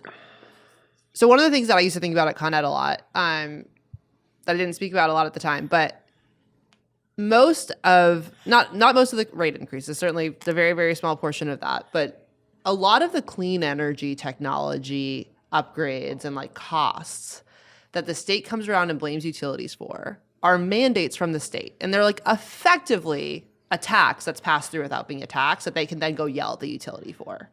Yeah. Like the way that Con Ed does all of their like EVs and energy efficiency and all of that, which is like all rate based, So what, is how through much of the the state 12, saying you are required to do that. It's not, maybe it's a percent or something, right? that's But what it's I'm like- saying. It's almost none. I mean, a And- percent out of 12 is, I mean, we can do the math. 1/12. It's like 8% of the, like 92%. That's why he's a distinguished alumni from the University of Illinois. no, and I'm not saying Wait. it's the only thing, but I'm just saying like, I think there are like, we should be pushing back on how utilities do things. But I do think there's like a lot of complexity around that coordination. And I think a lot of like what states require is adverse to like utilities innovating that they want to, the way they want to. And states I love think to like that put the blame we on cannot utilities when keep- there's like, No, we duality. cannot keep making excuses for the utility industry. Like, no. Like in the 1950s, 60s, and 70s, they used to have their own laboratories. They were the way that you commercialize technologies. They loved their job at commercializing technologies, right? They worked with EPRI, they did all this other work, and now magically, for whatever reason, unless it's been proven for 10 years in 12 European countries, we cannot be bothered to deploy technology. No, Look, I think you're amazing. And I think all the people that I've ever met that work at a utility company individually are amazing people. But you can all be amazing and still be in a permission structure that does shitty things. Yeah. Right? I don't And disagree with I that. just think it's important for everyone to recognize that like utilities in the United States is where good ideas go to die. Right? And it matters because we invent everything worth inventing here in the United States of America. Like literally everything. When you think about like smart wires, right, which we invented here, or dynamic line ratings, which we like perfected here, or like advanced conductors, right? Or just solar and Or lithium-ion solar batteries. or batteries. Both of them were Like, American. who deployed them all? By the way, Saul Griffith is sitting in his little lair in Western Australia, about to throw his iPad through like a window after he hears this. But yeah, I mean, Martin Green at University of New South Wales is extraordinary. Sure, yeah, But like, important figure. But like, all I'm saying is that like, but we sent all of those U.S. companies to the UK to deploy their technology at scale. Yep. Then Brazil, then India, and then Australia, and then we were like, you know what? You should boomerang around and see if we can do some pilots now in the United States. Pilots after they've been fully deployed in 5 other countries. Like at some point, we have got to stop laughing at the comedy of the situation and start weeping for the fact that we invented everything here or lots of it here. And then we're just like, we don't want any wealth creation for those people though. Wait, but just this square, I could not agree more with this point. You're saying on the one hand, we can tell the history, like verbally hold them to account, right? For the jacking up rates or whatever that happened. The other side is the carrot, which is like the CEOs and CFOs you talk to, which are, you know, we want to get in on this like lower cost solution, but still you're going to have the cases where Con Ed's rates went up 12%. So what do we do there where we've done the first two? And I think more of like the first, what you said earlier of like just install something without permission.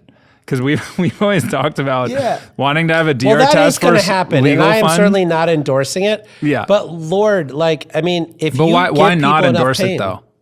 Because I don't want to go to jail. I mean, maybe I'll go to jail, but like, it's got to be for like, Okay, but here's it's our- got to be for a real But it reason. can't be our- like It can't a real, be for but it can't this. be a real like grid for me. Like this is the No, thing. but here's our- like, here's our- it can't just go. Just give him a Here's our pitch. We've always talked about this. If DR Task Force had a legal fund where, let's say there was 2 scale microgrids, close enough to each other, and you guys just decided Don't to implicate scale. Yeah, Okay, Ryan's scale. gonna lose his mind. there's get, like, there's 7 clusters letters of about this. DERs, and someone just decides to build a wire to their neighbor, and the utility is going to step in and say, franchise rights, you can't do that. Just fund the legal defense. Or in the case where you're getting boxed out of, insane tariffs, or you can't install a battery or whatever. If you're gonna do this, I'm talking what I about would more do, like stick level guerrilla warfare. if you're gonna do this, then what I would do is like install solar plus battery storage, and don't export to the grid. Here, Okay, so here's that's my still like a version. measured. Here's that's my a version. measured- Sorry, really quickly. Yeah. Here's my version. Find 2 houses. One of them is great for solar and storage, and one of them has like a grandmother with a dialysis machine. And you install the solar and storage at one, and then you just run the wire across the backyard to back up her dialysis machine, and then you ask the utility to sue you. It's impossible to fight that. And It's now just we have at an some interesting level- conversation Look, about networking Look, DERs. Yes. what I would say to you And does it guys, in a safe right, and important is way. like I if love you that. guys, if the goal of our industry is to get some cool Harvard Business School case studies written about us, then like fucking do that, right? If the goal of the industry is to make more affordable, more reliable, more resilient, safer power for Americans, like we have to work with utilities. Now here's the thing, right? There's 2,000 utilities in the United States, like. More than 1,000 of them are open to having these conversations about DERs, and they understand it's in a competitive landscape. And again, I can't emphasize this enough. Like the difference between now and 5 years ago is 5 years ago, if you asked utilities about affordability, they would have told you, relative to the rest of the world, the United States has cheap, reliable power. Now they can no longer say we have cheap, reliable power. They can say we have reliable power relative to the rest of the I world. don't think it's even that reliable. It's not that reliable, but they could say we have reliable power relative to the rest of the world. They cannot say we have cheap power relative to the rest of the world. The utility model was not built for a load growth scenario, certainly not the one we're seeing right now. And they understand that. And so if you think about when Duncan and I were first thinking about scale, part of the problem with adding new capacity to the grid was we didn't need new capacity. So by definition, it was a zero-sum game. And if we took kilowatt hours off the grid, that was costing the utility money. Yeah, DLCs. Now we're in a different situation. And so look, the answer is talking about why we're in the situation we are, I don't think is productive with utilities, right? It's just not productive to have conversations about why they're good or why they're bad or whatever the case might be. The reality of the situation is in this moment in time, you have to be able to ramp up capacity very, very quickly without ramping up rates. You have to be able to do both of those things, and you cannot do that in any utility country, any utility district in the United States without deploying distributed energy resources. So it's now a necessity, right? Again, the only question is how do you do this in a way that works for all parties? And we have a lot of smart people in this industry that can figure that out. That's where I would focus our time is go find the best utilities. And the utilities that are open to DERs, lots of people are going to come. Lots of companies are going to come. Lots of innovative people are going to come. I do have to respectfully disagree because the goal is not the business Harvard case study. It's, to your point, affordability. And I think there's not just that is one egregious example that Duncan and I always use as a setup, but there are certainly many, many more cases where the techno-economic reality of building a wire from one house to another is the best affordable solution for a particular case, taking into account reliability and cost and all these things. And it is something that the existing permission structure will not allow to happen. No, you're factually wrong, right? There's no case in the world where running a new wire between two homes is the most economic situation because there's already a wire that connects those two homes. No, I mean, there's in California, right, where there's that one really long distribution line that kept going down because they're people have done this with extension cords. There are cases. I'm a very pro utility person, but there are cases where even I can even just imagine if it were true. It's cheaper. Yeah. All right. Yeah. I feel like we are in a cul-de-sac that is not the $1 trillion solution that I am actually trying to go after. Out of the cul-de-sac. You are trivializing my work with $1 million questions. And so let us go back to the $1 trillion solutions, right? I just think we're in a place where there is an extraordinary number of companies doing all this fantastic work. And the way to accelerate it is to recognize that the utilities have data which is trapped in their vault. Many of them actually don't have the data, although they're supposed to have it, and on how their distribution circuits are operating, right? And then they can provide us with guidance around which distribution circuits can be best served with DERs versus upgrading substations and upgrading transmission distribution lines and all these other things. And there needs to be a better partnership. Some of that's going to be stick to force them to do the partnership. Yeah. And some of that's going to be carrot by rewarding them for doing the partnership. And, and the goal here is to recognize that having a utility company that serves all customers is generally a good thing, right? Because your company doesn't want to serve some of those customers, right? Yep. And so you got to make sure that the utility has a viable business model and has the ability to be successful in this moment. But they have to recognize that we've been waiting too damn long, right? We cannot keep waiting for the right moments and the right ingredients and the right time to have our moment. Our moment's now. We're going to seize it, and it's going to happen during these 4 years. Because, Lord Almighty, we are going into the opposite of energy abundance, right? We are actually making it harder to build transmission lines right now. We're making it harder to build power plants right now. We're making it harder to do all the things that would actually generate abundance right now. And so this is the moment for DERs to step up, right, and actually meet the customer need. Okay, so this is the left turn I was going to go on. Let's hear it. One of my biggest fears that one of the biggest blockers to that, and I'd be curious if you guys agree, does seem to be just supply chains and access to solar and storage, which I think the biggest loss with the new administration, what they've done with LPO is not the focus that we had on building clean energy supply chains at home and a sort of like wild card here is just like how much the cost when we're focused on affordability is of storage and solar and storage going up. Like perfect example, we're like to think we're an innovative company. We're looking at how to install batteries in our gyms and restaurants, like all the customers that we serve, for like the type of model that we want to get. And, granted, there's not a lot of like SMB installs. So like we're looking for a very particular size. There's like quotes like approaching $1,000 a kilowatt hour for storage. For equipment. Just the equipment, when in China, storage is sub $100 a kilowatt hour in certain cases. So what can we possibly do about that in the next 4 years, like in a short amount of time, where just access to how cheap these things should be and the gap we have between that and where we are because we're not making it here or there's tariffs on it if we want to buy it abroad. So and is that the right like biggest blocker to think about? Like that does seem like the biggest risk to deployment. It's just the cost of buying them. So 2 answers to the question. I think one answer is, I think that this is why the Biden administration works so hard to get all you fuckers to like buy American. But Lord Almighty, did you fight us tooth and nail?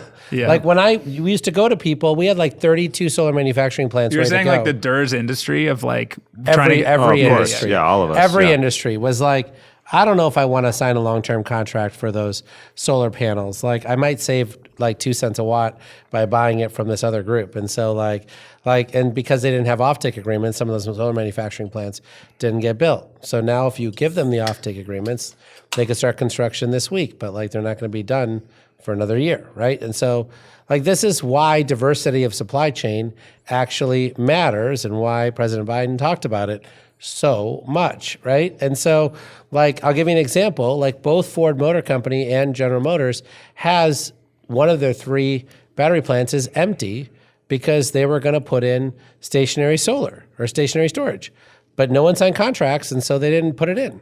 Now they could do it now, and SK and LG could put those in, and so you could get it, right? But like, and there were like lots of battery companies who had stationary storage products where they were going to manufacture them here in the United States.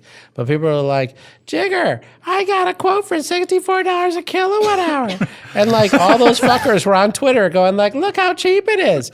And I was like, fuck you. Like, let's see how long this lasts. And let's see how this works out for you. It's so good to have you out of government. And I was just like, I tried so hard to tell everybody that this was coming. So now that it's here, you're like, Jigar, like, pass me a beer so I can cry in it. Okay. So that's point number 1. Yeah. And then point number 2 is that, look, I think that, this is not just you, right? Like these tariffs might cancel Christmas, right? And so like no one's making orders for toys for October delivery. Yeah. Right. And so stop making it all about you. Right? That's right. There's a lot of industries that are affected by this. Yeah. And so we all need to figure out how to make it through this moment, right? There's going to be thousands of small businesses that lose their jobs and their employees, et cetera, because they're just buying stuff from China and selling on Amazon. Like there's all these people whose entire livelihoods are being eviscerated by these tariffs. And, I just think that we're in this place right now where what was up is now down and what was left is now right. And I don't exactly know how we're going to solve this problem this week just because, so many things are changing. But I do think that everyone needs to be calm and figure out what all the options are. There are certainly battery manufacturers in other places around the world. We're going to have to figure all that stuff out. There are some countries that have lower tariffs than others. And so there are ways of circumventing some of them and figuring stuff out. And we're all going to work together to figure that out. But I do think that this was foreseeable. Yeah. Right?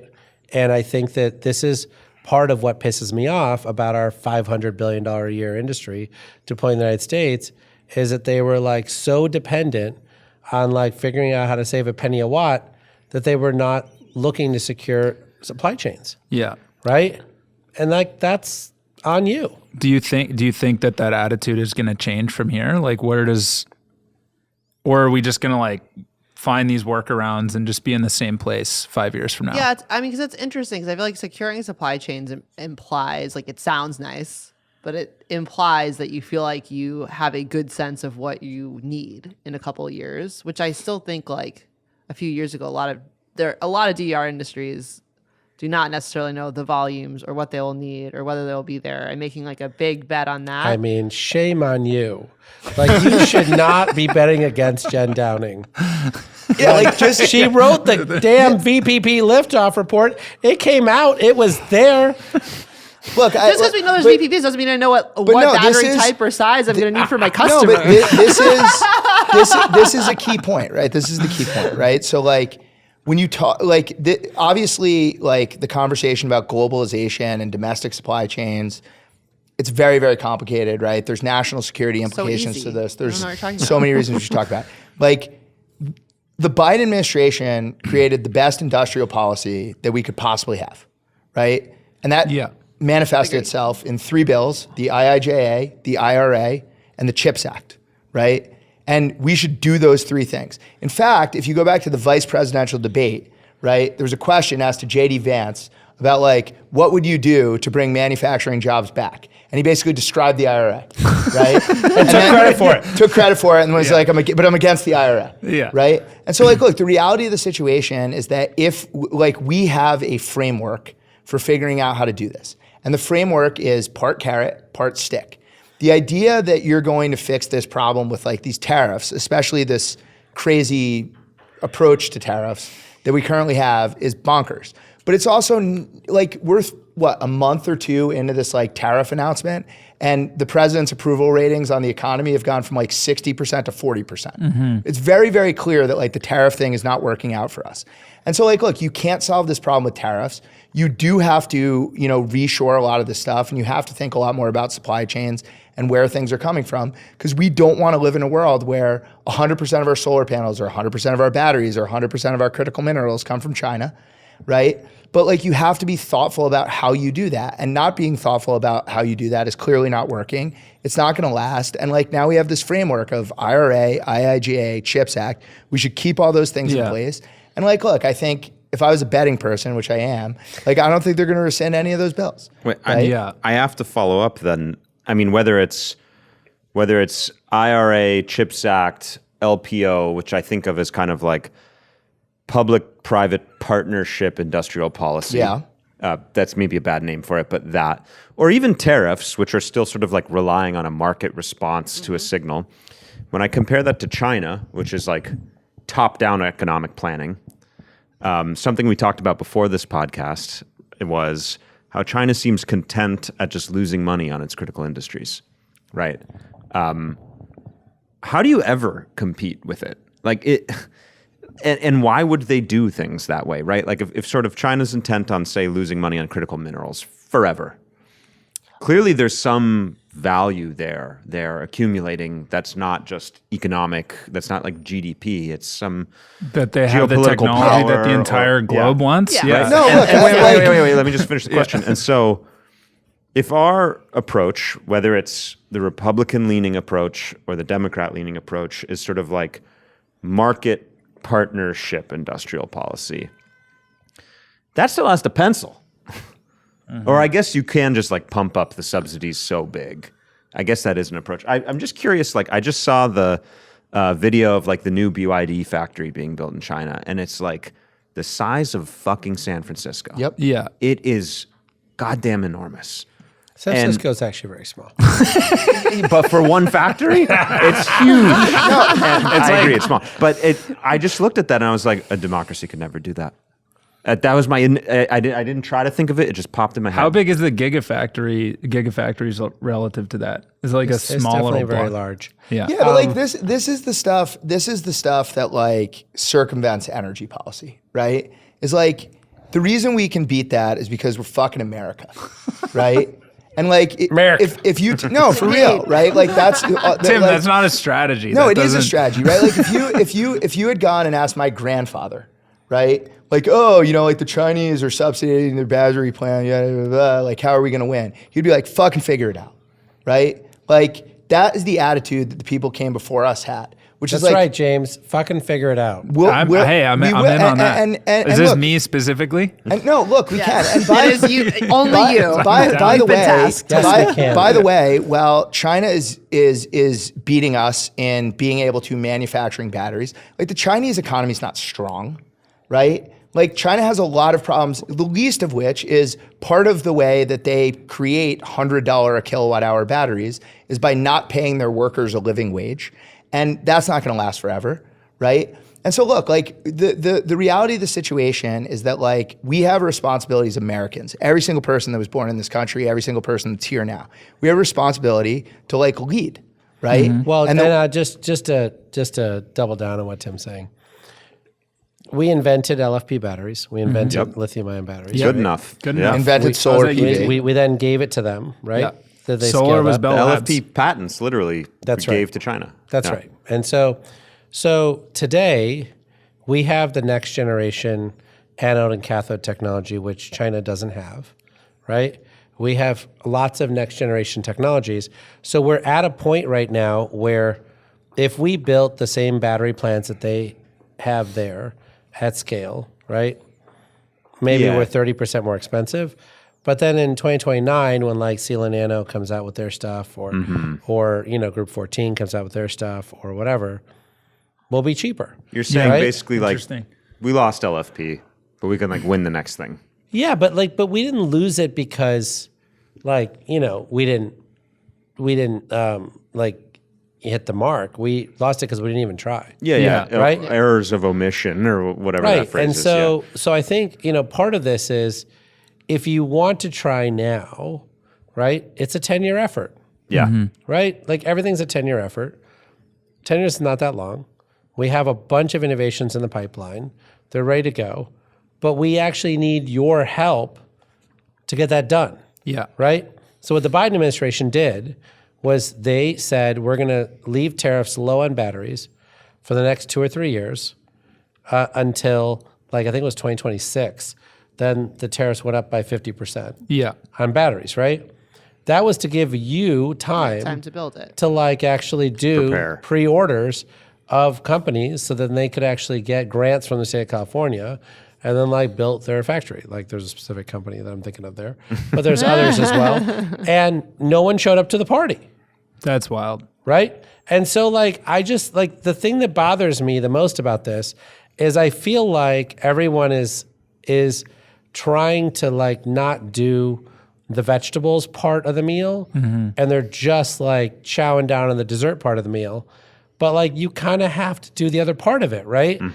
You can be buying Chinese batteries now, in 2022 or 2023, where they didn't have tariffs, but then also signing long-term contracts starting in 26 for the other factories. Future. Yeah. Batch. But they Yeah. decided not to do that. And then when those factories aren't ready or imminently ready in this moment, you're like, well, I don't know what I could have done.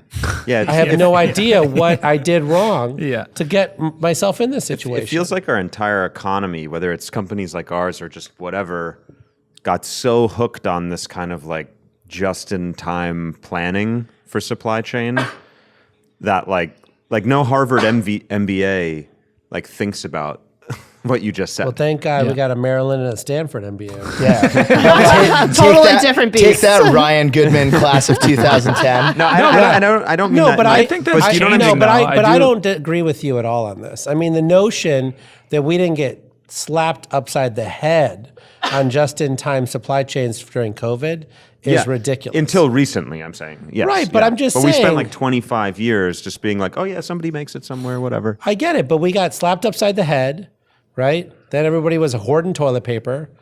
And then we got the IRA and the bipartisan infrastructure law and CHIPS and Science passed. And everyone was supposed to come to the table. And then they didn't come to the table. And then everyone's like, damn it, Jigar. Whose fault is it? Because it's clearly not mine.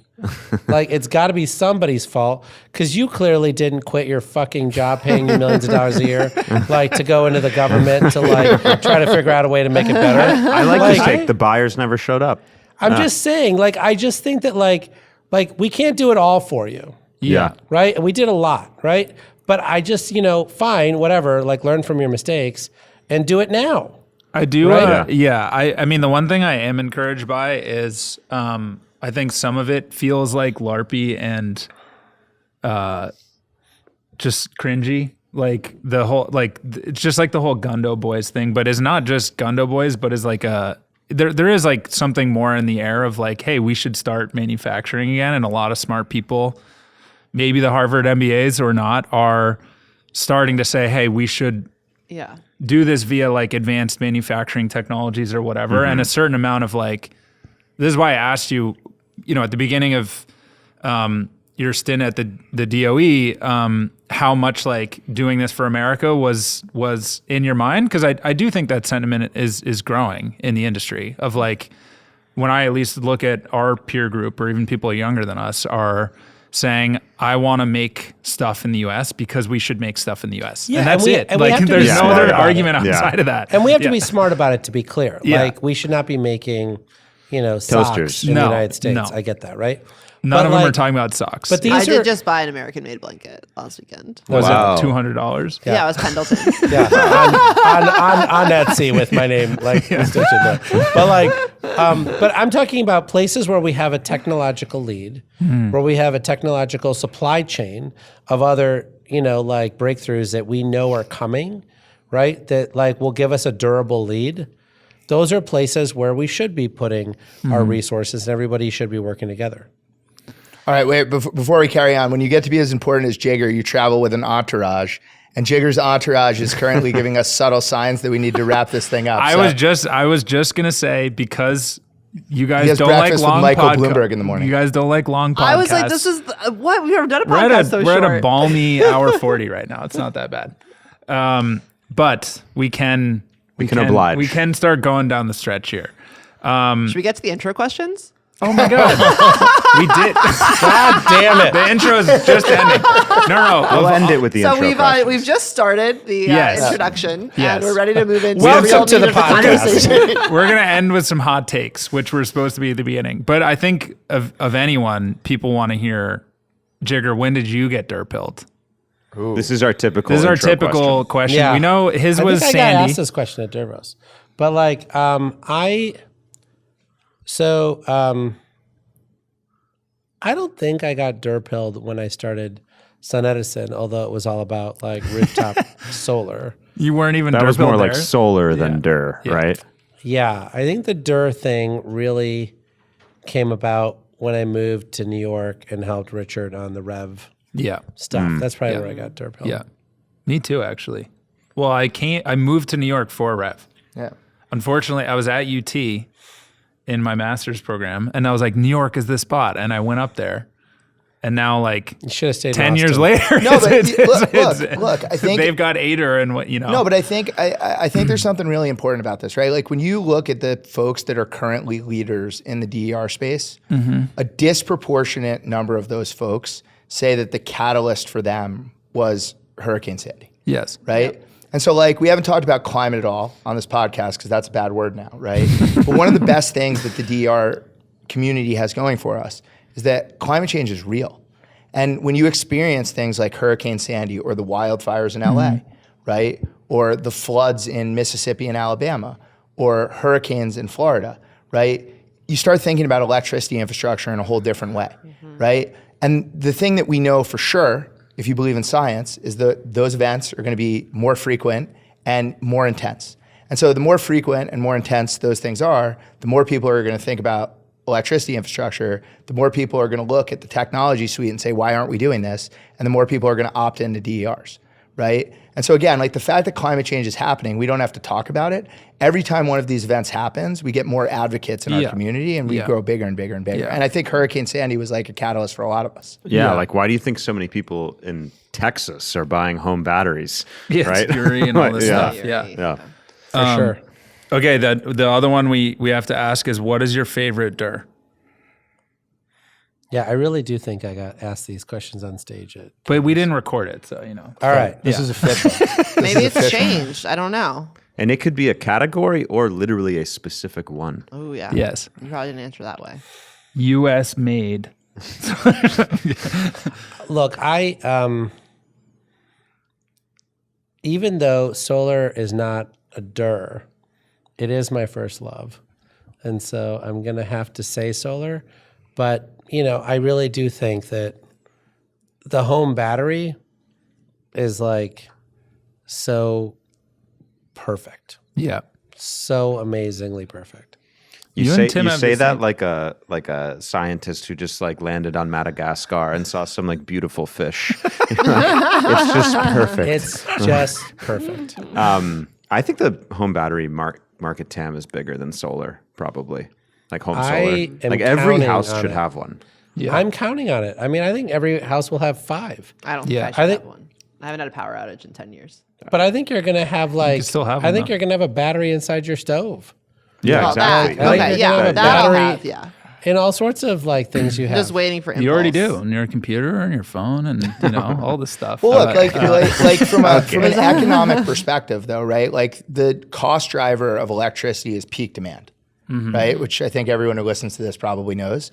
And the solution to peak demand is time shifting. Yep. And the way you time shift is storage. Yeah. And so like if you want to build the most affordable electricity grid possible and add all this capacity, like batteries are just the enabler of all that stuff. Yeah. Yeah. So if you pick thermostats as your you're canceled. Yeah. A surprising I like amount of thermostats, people too. say like, water heaters. People Water say heaters. water People heaters. love a a lot. good water heater. Although I Straight to jail. I do love water heaters, but I just see that. But that's just like, I feel like the very OG answer. It's It like, is. It is. And we're still trying to get them to respond to prices. Yeah. Okay, I have 2 things I have to know from you guys. One, I've been trying out the solar maxi take. So we just had Jesse Pelton on, who has like radicalized me as thinking we're still like underrating solar and storage somehow. And his math is basically you get to like 50 cents a watt solar and $100 kilowatt hour storage, and you can basically have 24/7. Obviously cloud coverage, like not perfectly all year, but like $3 a watt. 95% capacity Yeah, factor. like $3 solar. a watt solar and storage, like 24/7 power delivery. Elon's out there saying solar is going to be 90% of all power generation on the globe. So I think the like solar maxi case is growing. Obviously, people talk about like SMRs and nuclear and all this stuff. And I've just gotten like more and more bearish on, or I would just say more bullish on solar and storage. I feel like you've become more ambivalent about the others. I'm just like, You're like, if they happen, they solar and happen, but storage solar is and the storage is story what we for the need. next 20 years. Like, just it's going to be the thing that grows the most by far, dwarfing all others. Do you guys? I mean, do you guys agree with that, or? No, and anyone who's like halfway sane doesn't agree with that. Like I'm just saying, Why though? Well, Because this pod's definitely going more than 5 more minutes. I love the enthusiasm, Yeah. right? And as someone who loves solar power, like, of course, like I can get a spreadsheet to say it. But if you want to run a robust grid, running the whole goddamn thing on natural gas, like Texas thinking about trying to do right now, is stupid as fuck. Yeah, it's right? crazy. Running a whole country Clip on that. solar and battery storage is the same. And you see, like in China, for instance, right, with all the solar and wind that they're deploying, the thing that will shut down coal in China is new nuclear. They are going to they're going to build as much solar and wind as possible and never actually shut down their coal plants. But you don't Right? think And India is exactly the same. There's no chance that they shut down any coal plants until they have nuclear. But do you think that solar, storage, wind, and gas, some gas, is not diversified enough? You need No, are you kidding me? What Have about you in thought 1,000 years? Whoa. in 1,000 years? Like, God, I hope that we finally have some fusion. But like, no, like I think that like, look, gas in the United States makes sense. $3 a million BTU, fine, whatever. Right? Yeah. Gas in other parts of the world where you're importing it at $14 a million BTU. It's not. Well, yeah. No. Okay, so that obviously regionally, like Germany's not going to be tons of solar and storage. They should be a lot more nuclear. Like they don't have a lot of sun. Every country in the world. The thing I hate about like folks who just do modeling for a living is they just find a way to get their model to say whatever it is that they want to say. For those of us who are actually in charge of operating assets and like providing that level of maturity that it takes to really be dominant, like you have to care about the people you're serving. Yeah. Like people who say that they want to do solar plus battery storage for all those people don't care about those people. Well, I do. I mean, I think that reliability is obviously a fair point. It's just $3 a watt gets hard to compete with. No, that's like saying like I can sell you potatoes for $3 a bag. Can you just feed your kid potatoes all day? No. Stop it. Okay, right? so what is I'm prompting you. What is your perfect grid mix? Like what percent nuclear like when you would be? look at the modeling work that DOE has done. Yeah. Right? We have like the high renewables penetration. Yeah. You have the grid constrained case, which is basically where we're at. And I think that number is like 40 to 45% clean firm. Right? Yeah. Meaning nuclear? Or hydro. Long duration energy storage, right? Okay, I mean, but like 60% variable. But long duration energy storage for me is like 18 to 120 hours. Yeah. Not like the 4-hour bullshit. 8. Yeah. And I agree with what that. timeline? No, because I do think this is like an important. I said the millennium 1,000-year question kind of as a joke, but also like I actually think the way Jesse talks about it, is it's very, on a much longer time. It's very much on like a century, like multiple millennia time horizon. That is ridiculous. Wait. I would, no, but if we don't have you just included long duration storage in there, though. I think he's on like a 200-year timeline. What percent? Timeline. But like I guess I'm not saying he's like don't build new gas. So you said 45. Right, which I think is like he thinks there will be gas and nuclear. What percentage of that clean firm is nuclear? It's 20% now of the entire grid. 19, right? Yeah. Like going down every year. Geothermal is going to get to wherever it gets to, but it's not even going to be close to 20%. And then hydro is going to be where it is, right? So it's going to be the rest of this nuclear. I mean, President Biden made it very clear that we had to triple our nuclear fleet. We're going to triple our nuclear fleet. I am so sick and tired of people betting against the United States of America. Like, we need to build as much fucking solar and wind and battery storage as you possibly can build. And we got to get good at nuclear and geothermal. Yeah. Like, I don't understand this either or stuff. Oh, I'm not doing an either or thing. You're doing all sorts of stuff. every- Like the gymnastics over here are like out of control. No, look, like just to be clear, right? I think I've never had a conversation with Jigar about what's going to happen in 200 years. Yeah. Right? I have a lot of conversations with him about what's going to happen in 2 years. Yeah. And like the moment we're in right now, the answer is everything, everywhere, all at once. Right? So just to be clear, right? Like coal is not a real thing. Yeah. Right. So coal is a story that people like to tell themselves that's never going to happen. So that's not going to happen. Natural gas, we need to build as much natural gas generation as we could possibly build over the next 5 years. We need to build as much solar as we can possibly build over the next 5 years. Same for storage, same for wind, same for geothermal, same for nuclear. Right. And hydro, if we can build new hydro, but we got to at least keep the hydro that's on the grid. And so like this idea of like, what's better, solar or nuclear, I don't think is a really interesting question when you think about it in terms of what we have to do today. The answer to what we have to do today is both, right? Both and. And that's basically the answer to every question about electricity generation. And I think that's really what like people in our industry need to focus on. It's not an either or, it's a both and. I'm not making a value judgment at all. I'm saying when I look at where things are headed, it seems far more solar and storage heavy than I thought even 5 years ago. Obviously, I don't think it's going to be 100% like solar grid. There's all sorts of things to consider. And again, right, like Jesse has a huge brain and I'm a huge, I read all the things. He blows my mind all the time. Yeah. But look, like there are practical realities to these things, right? Yeah. And like the reality is that no one can predict the future. So we don't know whether like what the cost of SMRs are going to be in 2030. We don't know what the cost of solar is going to be in 2030.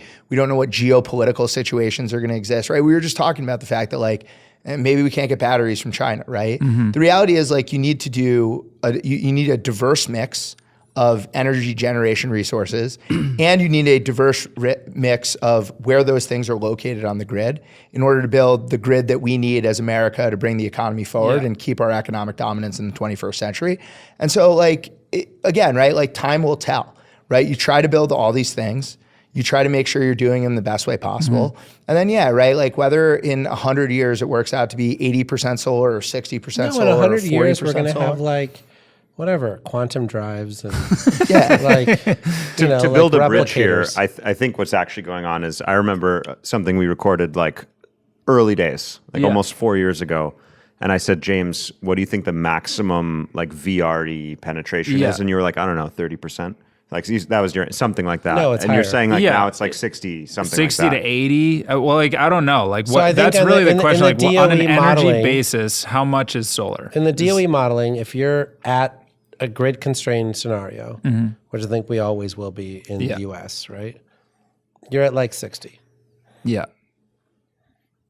That's pretty That's incredible. a lot. Yeah. Well, this is my point. It's like, why you gotta be so greedy? Yeah, no, I'm not. Right? Like, Look, I think I'm playing you're a role. gonna I'm have setting a lot. up You're playing a role. I'm setting up No, I'm just saying. This is there's a how lot we're of- making Very content, successfully, I Jigar. might add. We're making content. the reason I get so animated about this is that I love solar so much that I can't tolerate knuckleheads. Like I'm just saying, like I hear you. like I don't want to live on a grid that is more than that. Like 60 is your variable max. energy. 60 is your max. Right? Yeah. Like Yeah. I just Yeah. think that like we take for granted the fact that we have natural gas and coal and nuclear right now to like protect our ass. Yeah, I hear that. What's your number, Tim? I mean, I guess my number is I don't care. You're not getting a number. Right? Yeah. I mean, no, for real. Look, I think at the end of the day, right? Like we spend too much time oversimplifying this stuff. Yeah. Right. And the reality is like the electric grid in the United States is the most complicated machine that's ever been built. And it's like what we're trying to do in terms of transitioning that from a 20th century model to a 21st century model is so complicated. And like everyone plays a role in that. Right. And so look, we have a market economy. And over time, right, like that market economy will land somewhere with solar playing a big role and wind playing a big role and all these other technologies that we talked about. But like what that ends But up probably being, not tidal. again, right? Like let the title guys play too, right? I mean that's ultimately I think like what our job is, right, is to try to solve the problems of the next 5 years. And like what I know for sure is that if we don't build 150 gigawatts of new capacity in the next 5 years, we're all going to work for Chinese robots, right? And I don't want that to happen. And so like that's what we have to do. We have to build 150 gigawatts of new capacity in the United States over the next 5 years. Roughly 40 to 50 of that is probably going to be gas because that's already in the IRP. And so we have 100 gigawatts to figure out. Yeah. Right. And again, I think like as the DER community, our job is to figure out how we can play the biggest role possible in that 100 gigawatts of new capacity that's needed. And again, if we can achieve that, then we buy ourselves another 5 years. Yeah. We buy ourselves another 5 years, and then like the outcomes will be what the outcomes are. I like that Amen. framework. Yeah, This is I where like that. this is where we can end. Yeah. We're in the home stretch. What are you guys most excited about, like moving into your next phases in the industry? Well, look, I'm super excited about the fact that we are now dominant energy, right? And so all of the like stuff I had to do to figure out like how we got our first $1 billion of project finance, how we figured out how to like, get law firms to pay attention to us or accounting firms or all that stuff, that's all in the rearview mirror. Now, like 90% of all the money that people want to put in is like looking at us, right? So now they're all saying, what's the next thing you got to sell me? What's the next thing you want to do with me? Yeah. Right? So now we have the luxury of replacing the Enron model. We have the luxury of replacing the current venture capital, growth equity, IPO model with something that is more likely to actually lead to consistent, successful exits for entrepreneurs. We have the ability to go to large chains and say, stop piloting us to death, start deploying our shit at scale, right? That's right in front of us now, right? So like we now have got all that other homework done And now we're ready to seize the moment. So we're at a point now where you can actually be like forward looking. That's right. Yeah, that's very Foundation We're on the stones are platform. laid. Yeah. cool. Yeah. Tim? The people in our industry. So like, look, I think the thing that has been most inspiring to me over the last 2 or 3 years, and I see a lot of this at Dervos, right, is the quality of people that are coming into the DER space is remarkable, right? And I think a lot of that has to do with, Jigar and what the LPO did and the fact that, we've kind of mainstreamed, DERs now. But the amount of talent that's coming in this industry is inspiring. And like oftentimes, like I'll have 2 calls in a day and be like, well, that was the smartest person I ever met. But then I have like another call. I'm like, wait, I got to revise my previous statement, right? Like I listen to the podcast with Astrid, right? And it's just like, oh, well, she's smarter than I am, right? Like she'll figure some stuff out, right? Like, look, I think we have a remarkable foundation of really, really smart, talented, hardworking, driven people in this industry. And we have, the opportunity to take that and make something that really, really matters. Mm-hmm. And look, I'm still really optimistic about that bet, right? I think like over time, smart, driven, hardworking people who have good ideas win. And I think we're going to win. And I think, again, right, as we win, we got to bring everyone else along with us. And it's, complicated and we're stepping into leadership roles now. But I feel like really good about the people I'm surrounded with. So the community is my answer. America. Amen. America. And America. America. And we'll see you guys at Dervos. Amen. Plug Oh, Dervos. yeah. I think we originally recorded this podcast to talk about Dervos, but we didn't do that at all. But Dervos this year is going to be incredible.